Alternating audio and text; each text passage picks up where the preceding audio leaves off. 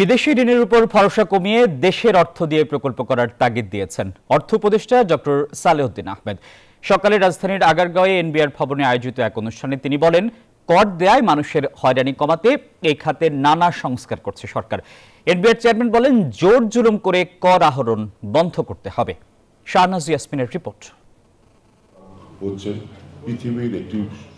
অর্থ আইনের মাধ্যমে প্রত্যক্ষ কর ব্যবস্থা করার পদ্ধতি নিয়ে আলোচনায় এনবিআর এর আয়োজন। বাংলাদেশ সিভিল সার্ভিস ট্যাক্সেশন আয়োজিত অনুষ্ঠানে উপস্থিত ছিলেন অর্থ বাণিজ্য উপদেষ্টা।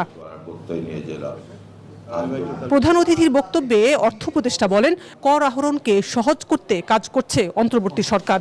দিন দিন ঋণের বোঝা বাড়ছে, আমরা চেষ্টা করব যতটুকু সম্ভব আমাদের নিজেদের অর্থের সংস্থান করে সংস্থা কাজ করে। তবে এটা ঠিক যে নিজেদের অর্থ শুধু হবে না, আমাদের বাইরে থেকে অর্থ আনতে হবে। এখন এমনই ফুরফুরে মনে থাকবে সবাই।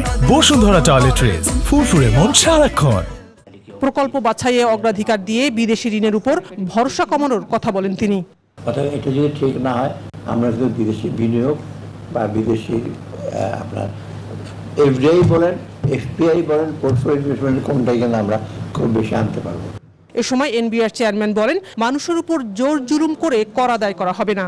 আমরা কখনোই জোর করে ট্যাক্স আদায় করব না। আমাদেরকে যে আইন দেয়া হয়েছে, যে রুলস রেগুলেশন দেয়া হয়েছে, আমরা এটা পরিপূর্ণভাবে পরিপালন করে কর আদায় করব, যাতে করে কারো উপরে জুলুম না হয়। এখনো পর্যাপ্ত রাজস্ব আহরণ করছে না এনবিআর, এটা বাড়াতে হবে বলে উল্লেখ করেন NBR chairman. Shahnaz Yasmin, news 24, Dhaka.